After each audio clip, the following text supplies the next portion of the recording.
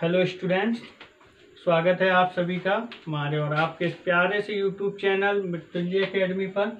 आज हम लोग बात करेंगे प्रत्यास्थता लेसन। हाँ तो भाई हम लोग बात कर लें। सबसे पहले हम लोग बात करेंगे आपकी विरूपक बल क्या होता है। बहुत जगह मिला आपको, पिछली बार भी हमने बताया था विरूपक बल। प्रत्यास्थता लेसन है, पहले बताते हैं विरूपक बल। चलते हैं आगे, क्रम से चलेंगे, सब कुछ बताएंगे। ध्यान दीजिएगा, सभी लोग अपने अपने रजिस्टर पेन लेके बैठ जाओ, जल्दी से रेडी हो जाओ, लिखते जाइएगा।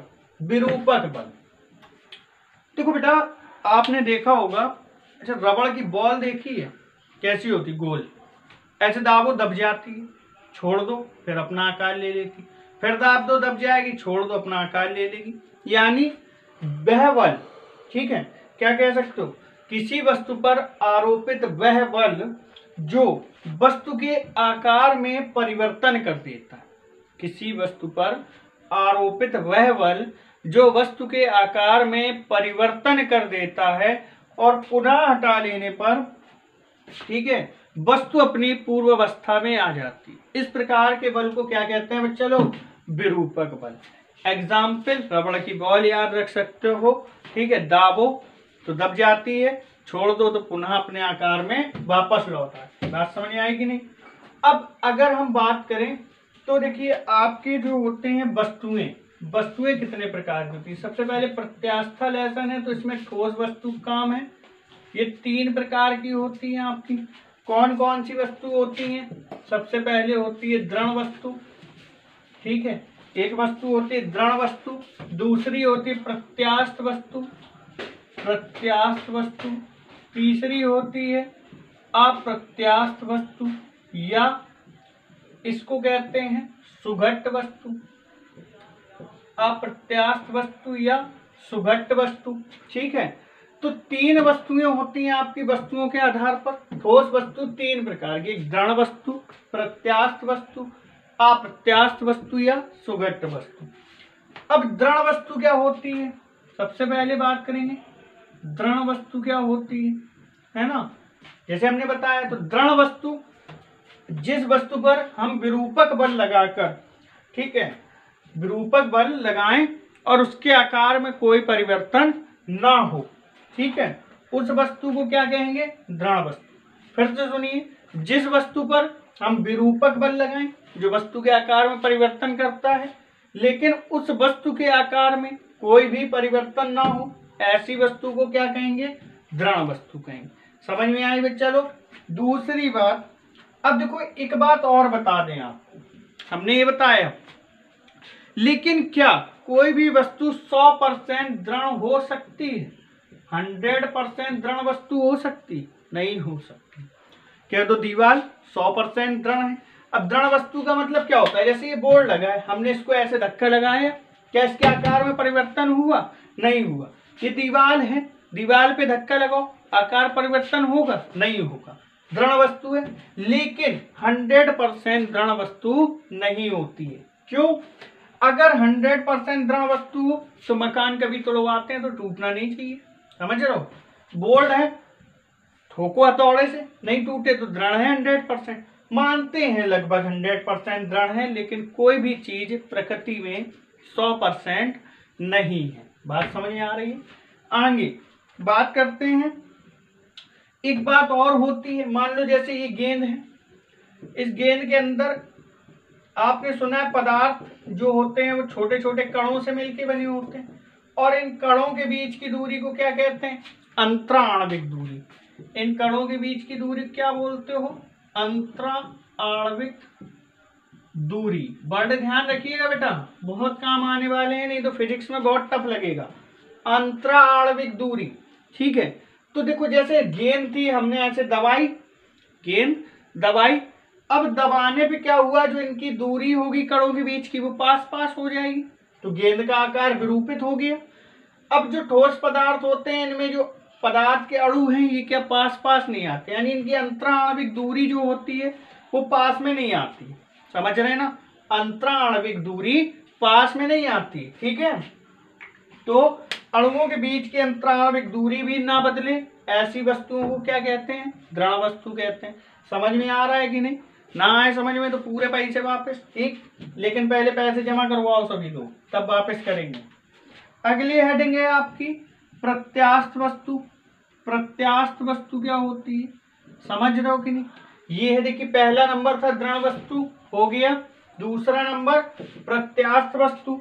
तो प्रत्यास्थ वस्तु क्या होती है? ऐसी वस्तु जिस पर विरूपक बल लगाएं, ऐसी वस्तु जिस पर विरूपक बल लगाएं और हटा लेने पर पुनः अपनी अवस्था में वापस लौट आए, ऐसी वस्तुओं को हम क्या कहते हैं? प्रत्यास्थ वस्तुएं कहते हैं। मेन आपका सबसे इंपॉर्टेंट यही है, आपने पढ़ा था प्रत्यास्थता में। तो प्रत्यास्थ वस्तु क्या है बेटा? जब हम किसी वस्तु पर विरूपक बल लगाएं और वस्तु पुनः अपनी अवस्था में लौट आए, विरूपक बल हटा लेने के पश्चात, तो ऐसी वस्तु क्या कहते हैं? प्रत्यास्थ वस्तु। फिर बेटा जैसे अप्रत्यास्थ वस्तु, ये क्या होती है? ठीक है, तो अप्रत्यास्थ वस्तुएं वे वस्तुएं होती हैं, या ऐसे कह दो वे वस्तुएं जिन पर विरूपक बल लगाने पर उनकी आकृति में परिवर्तन हो जाए और वो परिवर्तन फिर सदा के लिए बना रहे, यानी हमेशा वही परिवर्तन बना रहे। जैसे एग्जाम्पल मान लो कि एक स्प्रिंग लाए हम, ठीक है, हमने उसको थोड़ा खींचा, स्प्रिंग को देखा होगा, वो पहले छोटे में पढ़ते थे, टिचुक टिचुक वाला पेन आता था, उसके अंदर एक स्प्रिंग आती थी, वही ले लो। थोड़ा खींचा छोड़ दिया वापस आ गई, फिर थोड़ा खींचा छोड़ दिया वापस आ गई, फिर खींचा बढ़ गई। तो अगर हम अप्रत्यास्थ वस्तुओं को क्या कह सकते हैं? जिन पर एक बार बल लगा दें और उनका परिवर्तन कर दें और वो परिवर्तन हमेशा के लिए हो जाए, उससे हम क्या कहेंगे? अप्रत्यास्थ वस्तु या सुघट्ट वस्तु। ठीक है, सुघट्ट वस्तु। बात समझ में आ रही है कि नहीं? अब इसके बाद हमने आपको पहले पार्ट में बताया था प्रत्यास्थता। प्रत्यास्थता क्या होती है बेटा? याद है सभी को? पढ़ा था पार्ट 1? नहीं पढ़ा था? अगर पढ़ा था तो पता है, यदि हम किसी वस्तु पर विरूपक बल लगाकर, यदि हम किसी वस्तु पर विरूपक बल लगाकर हटाते हैं तो वस्तु अपनी पूर्व अवस्था में लौट आती है, उसे हम क्या कहते हैं? प्रत्यास्थता कहते हैं, या इस गुण को।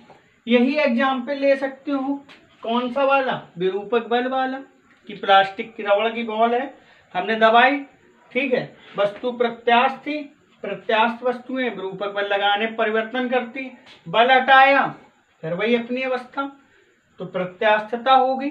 यानी वे वस्तुएं लिखेंगे, यदि किसी वस्तु पर विरूपक बल लगाकर हटा लिया जाए तो वस्तु पुनः अपने पूर्व अवस्था में लौट आती है, इस गुण को क्या कहते हैं? प्रत्यास्थता कहते हैं। इतनी बातें समझ में आई आप लोगों को कि नहीं आई? ठीक है,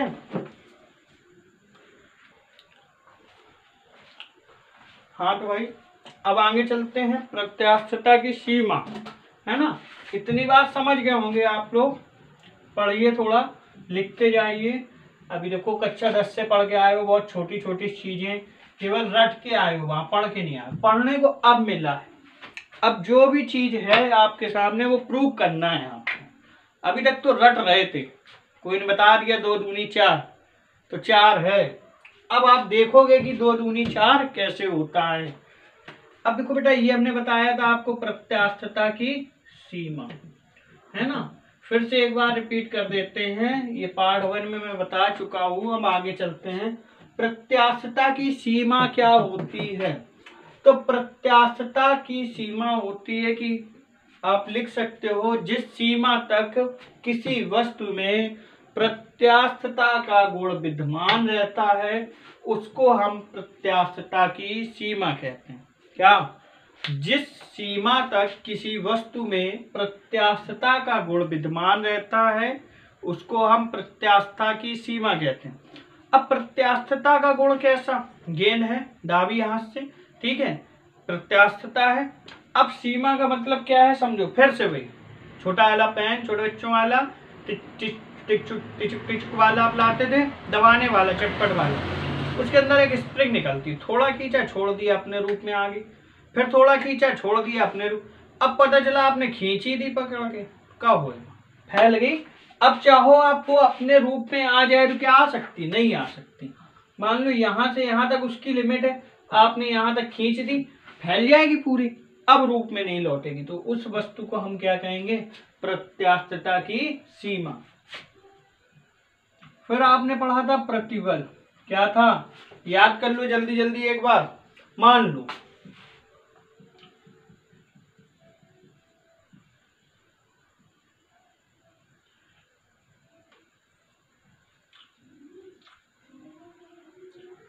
ये कोई एक आपका तार है, ठीक है, कोई क्या है, तार है जिसकी लंबाई क्या है, L है, और इस पर हमने कोई भार mg लटका दिया, और इसका क्रॉस सेक्शनल एरिया A है। अब देखो जो इसके अणु होते हैं, जैसे आपने इसे नीचे खींचा, ये इधर को, ये ऐसे रहते हैं, ठीक है। अब यहां पे जो बल कार्य करता है, ये इसको कहते हैं आंतरिक प्रतिक्रिया बल, ये होता है क्रिया बल। ये कौन सा बल है बेटा, क्रिया बल, जो क्रिया कर रहा है। मान लो हम तार ऐसे खींच रहे हैं तो क्रिया कर रहे हैं, क्रिया बल। और जो यहां होता है, जो हमको नहीं दिखता है, ये होता है आंतरिक प्रतिक्रिया बल। न्यूटन ने बताया था प्रत्येक क्रिया के विपरीत प्रतिक्रिया होती है, तो वही आंतरिक प्रतिक्रिया बल। बात समझ में आ रही है। अब देखो बेटा, इससे हमने खींचा तार, अब तार अगर हम खींच के छोड़ दें तो अपने आप ऊपर को भागता है। क्यों भागता है, ये दोनों जो बल लग रहे हैं इधर को, ये आंतरिक प्रतिक्रिया बल, ये नीचे की ओर, ये ऊपर की ओर। एक्चुअली बहुत मोहब्बत करते हैं एक दूसरे से, मौका मिला नहीं बिल्कुल पास भागने की कोशिश करते हैं, तो ये तार को ऊपर खींच लेते हैं। तो इस बल को हम लोग कहते हैं आंतरिक प्रतिक्रिया बल। अब इसकी डेफिनेशन क्या होती है, एकांक क्षेत्रफल पर लगने वाले, कुछ लोग प्रतिबल को बल समझने की भूल कर लेते हैं और कह देते हैं कि बल F होता है, लेकिन यहाँ पे क्या है, प्रतिबल, और एक चीज क्या लग गई है आपकी, A। तो आप क्या कहोगे, F/A, यानी एकांक अगर हम कह दें A = 1 मीटर स्क्वायर, तो प्रतिबल बराबर बेटा कितना हो जाएगा, F के। तो आप क्या कह सकते हो, एकांक क्षेत्रफल पर लगने वाले आंतरिक प्रतिक्रिया बल को क्या कहते हैं, प्रतिबल कहते हैं। एकांक क्षेत्रफल पर लगने वाले आंतरिक प्रतिक्रिया बल को प्रतिबल कहते हैं, ठीक है। अब बेटा साइड में नोट करके देखो, इसका सूत्र निकालेंगे। सूत्र तो हमने लिख ही दिया, सॉरी मात्रक लिखेंगे। इसका मात्रक क्या होगा, F देखो बल है न्यूटन, और A है क्षेत्रफल मीटर स्क्वायर, तो इसका मात्रक न्यूटन प्रति मीटर स्क्वायर होता है। इसकी एक विमा होती है, विमा क्या होती है, देखो बल की विमा होती है mL/t-2, और इसकी विमा L2, तो mL-1t-2, ठीक है। ये ऊपर जाएगा 2, तो ऊपर जाके क्या हो जाएगी, पावर -1, L-1t-2 इसकी विमा होती है, ठीक है। और एक मात्रक होता है इसका डाइन प्रति सेंटीमीटर स्क्वायर, क्योंकि बल का CGS मात्रक होता है डाइन, ठीक है, डाइन, और क्षेत्रफल का CGS मात्रक होता है सेंटीमीटर स्क्वायर, तो डाइन प्रति सेंटीमीटर स्क्वायर एक मात्रक होता है। और प्रतिबल 3 प्रकार के होते हैं। कौन कौन से 3 प्रकार होते हैं, एक होता है आपका अनुदैर्ध्य प्रतिबल, दूसरा होता है आपका आयतन प्रतिबल, या इसी को हम लोग एक नाम और देते हैं अभिलंब प्रतिबल, तीसरा होता है आपका अपरूपण प्रतिबल। ये मैं आगे डिफाइन करूंगा तीनों प्रतिबल को, अभी आप जान लीजिए। प्रतिबल 3 प्रकार के, अनुदैर्ध्य प्रतिबल, आयतन प्रतिबल और अपरूपण प्रतिबल। तो इतनी बात समझ आई, प्रत्यास्थक सीमा प्रतिबल। फिर कह रहे समझ में ना आया तो पैसा वापस पूरा, लेकिन पहले जमा करवा दो सभी लोग, ठीक है। अब देखो बेटा, विकृति क्या होती है ना, हमने उस दिन बताया था पार्ट 1 में, L/L विकृति, ठीक, L/L। यानी अगर मान लो हम एक कोई तार लें, हमने कोई तार लिया, लटका दिया इसको और इस पे बल mg लटका दिया। तार बेलनाकार होता है। अब भार बल जब mg लटकाए तो कुछ इसकी लंबाई बढ़ गई, ठीक है, कुछ लंबाई जो बढ़ गई तार की, मान लो कितनी बढ़ गई, डेल्टा है। पहले तार की लंबाई थी कैपिटल एल, क्या तो बात की स्मॉल एल हो गई बढ़ के, ठीक है। पहले एल लंबाई थी, अब कितनी बढ़ गई, स्मॉल एल।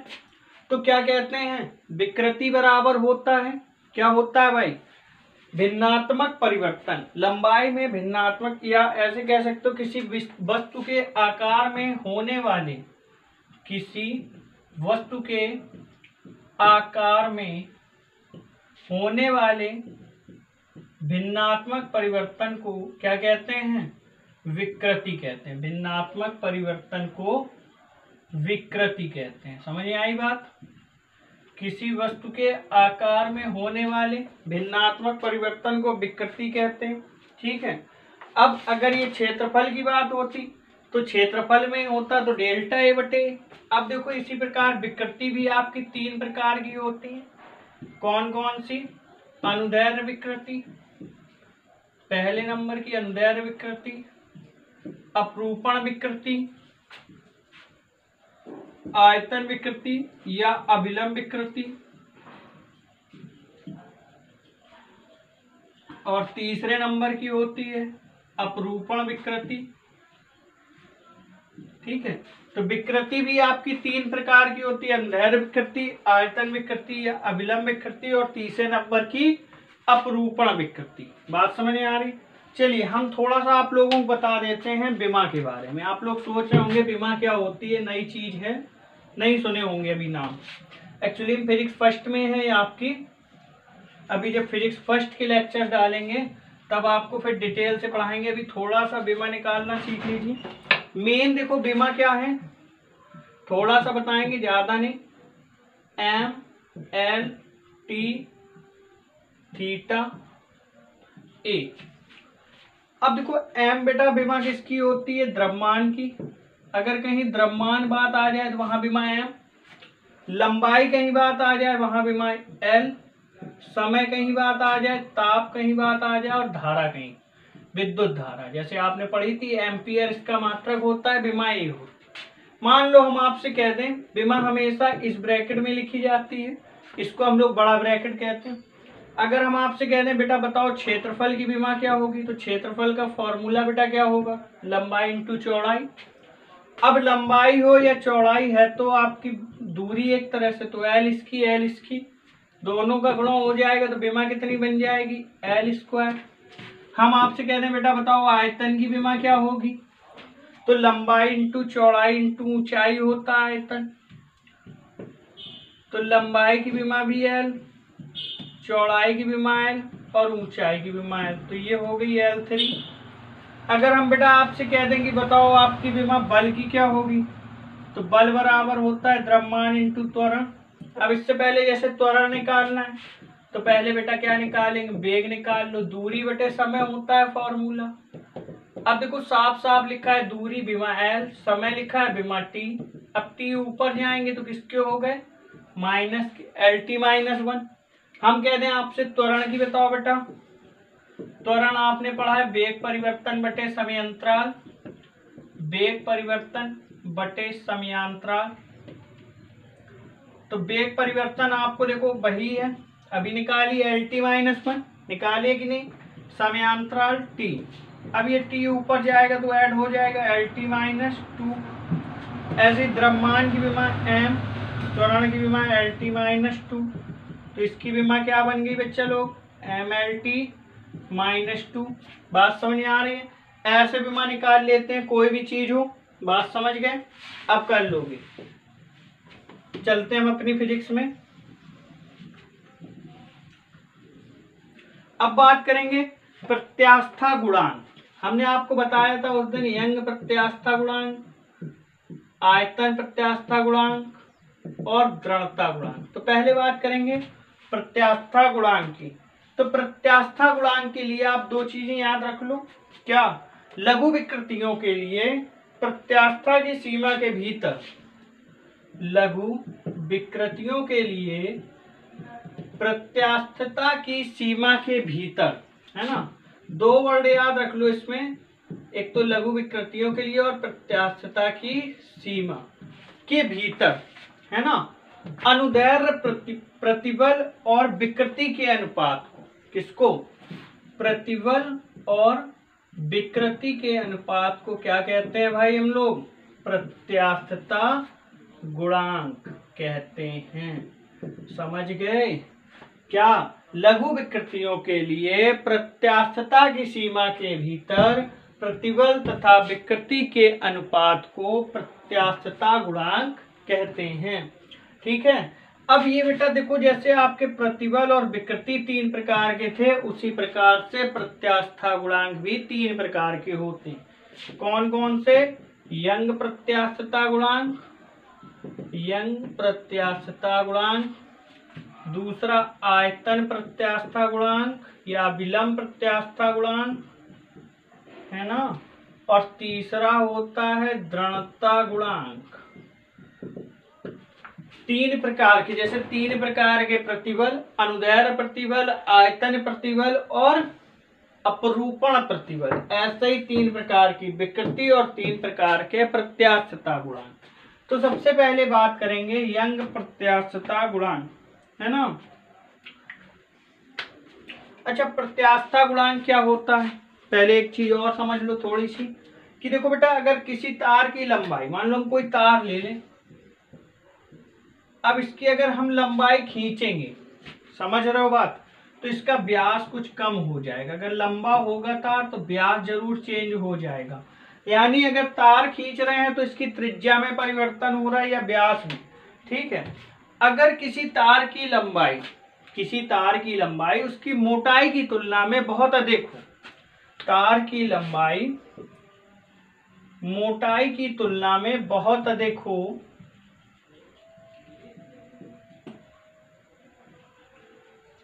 तब यंग प्रत्यास्थता गुणांक का यूज करते हैं हम लोग। ठीक है, जब तार की लंबाई मोटाई की तुलना, मान लो तार हम कहते हैं बेटा कितना है, लंबाई है 20 मीटर और उसकी मोटाई जो है वो केवल आपकी 2 मिलीमीटर है। अब 2 मिलीमीटर और 20 मीटर बहुत अंतर होता है। ठीक है, समझ रहे हैं बात की नहीं, 2 मिलीमीटर और 20 मीटर, मान लो एक के पास 20,000 रुपए और एक के पास 2 रुपए, कोई वैल्यू रखते हैं क्या, नहीं रखते हैं। तो सेम वही चीज होगी, तो 2 यहाँ नगण्य है, ऐसी जगह पे हम लोग किसका प्रयोग करेंगे, यंग प्रत्यास्थता गुणांक। ठीक है, ये केवल ठोसों में प्रयोग किया जाता है। ठीक है, द्रव और गैसों में नहीं, क्योंकि द्रव और गैसों की कोई लंबाई नहीं होती है, इसलिए उनमें क्या करते हैं, यंग प्रत्यास्थता गुणांक का प्रयोग नहीं करते हैं। ये केवल यंग प्रत्यास्थता गुणांक कहाँ यूज होता है आपका अगर कोई पूछे, तो इसका प्रयोग आप बताएंगे ठोसों में होता है। ठोस वस्तुएं तो समझते हैं ना, जिसके अणु क्या हो, जिनके अणुओं के बीच की अंतरण आणविक दूरी ना बदले, उन्हें हम क्या कहेंगे, ठोस पदार्थ कहेंगे। ठीक है, अब यंग प्रत्यास्थता गुणांक क्या होता है, वही अनुदैर्ध्य प्रतिबल बटे अनुदैर्ध्य विकृति। पार्ट 1 में आप पढ़ लीजिए, यंग प्रत्यास्थता गुणांक में डिफाइन किया है वहां पर आपको अच्छे से, तो पार्ट 1 में आप देख लीजिए। क्लियर हुआ, इतना नोट कर लो जल्दी से।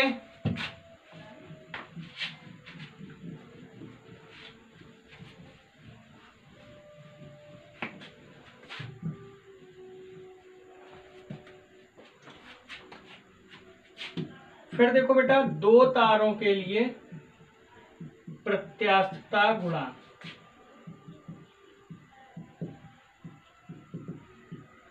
प्रत्यास्थता गुणांक, मान लो एक तार आपका ये है,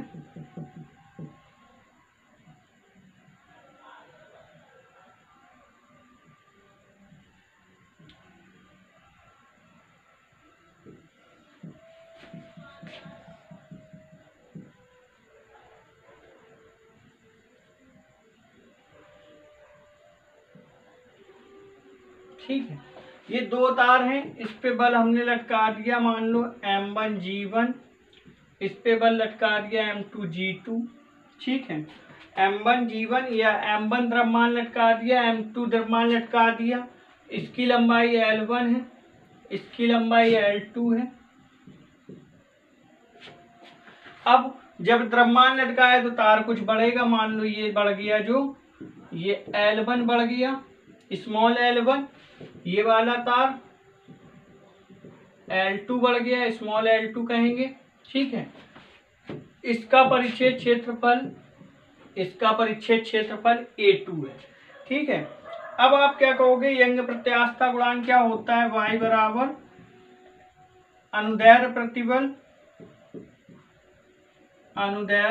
प्रतिबल y से क्यों प्रदर्शित करते हैं, क्योंकि इसका पूरा नाम क्या होता है, यंग, ठीक है, यंग मॉडुलस।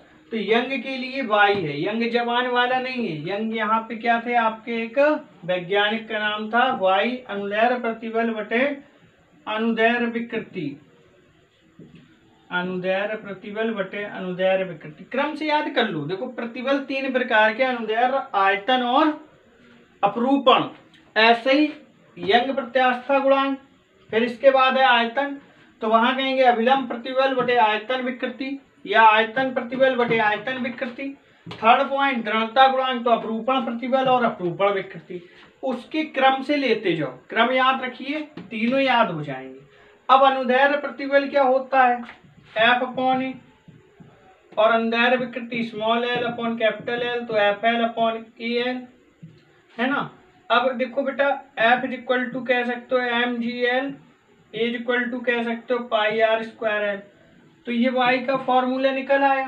अब पहले तार के लिए हम लोग मान लें कि y1 है यंग प्रत्यास्थता गुणांक, तो देखिए m1 g वही है L1 पाई r1 स्क्वायर L1, y2 कह दें m2 gl2 पाई r2 स्क्वायर L2, दोनों का भाग कर दो, पाई पाई कट गया, g से g कट गया, तो y1 बटे y2, m1 बटे m2। अब देखो बेटा, ये वाली वैल्यू ऊपर जाएंगी, ये नीचे आएंगी, तो L1 बटे L2, ये ऊपर जाएगा R2 स्क्वायर बटे R1 स्क्वायर, L2 बटे L1, या M1 बटे M2, L1 बटे L2, R2 बटे R1 का स्क्वायर, L2 बटे L1, ये y1 बटे, इतनी बात समझ आई। इसमें क्या है आपका कि एक सवाल आपको मिल जाता है, इसमें कह देंगे कि तार हैं, उनके प्रत्यास्थता गुणांक ज्ञात की, अनुपात ज्ञात कीजिए। यदि उनके द्रव्यमानों का अनुपात इतना है, उनकी लंबाइयां समान है, या कभी कह सकते हैं त्रिज्याएं समान है, तो जो समान कर दें वो बराबर कर देंगे। अगर कह दें लंबाइयां समान है, तो L1 L2 किसके बराबर हो जाएगा, चलो L के बराबर। बात समझ आ रही, नोट कर लें जल्दी से इसको।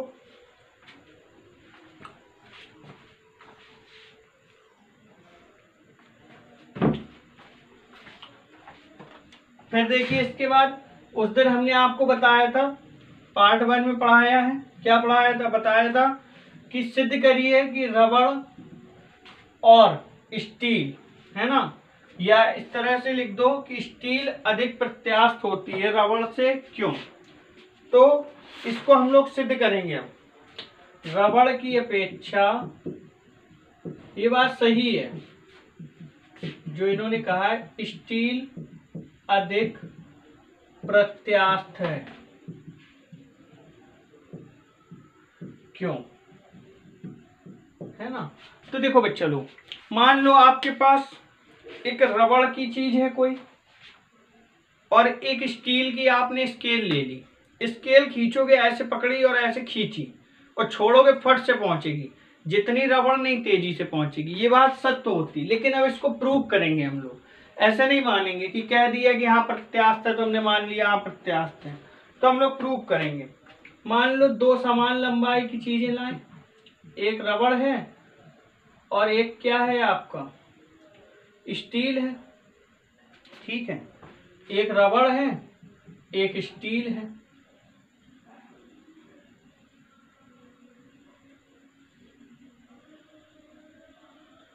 अब ये रबड़ है तो ज्यादा बढ़ेगी और ये स्टील है तो कम बढ़ेगी।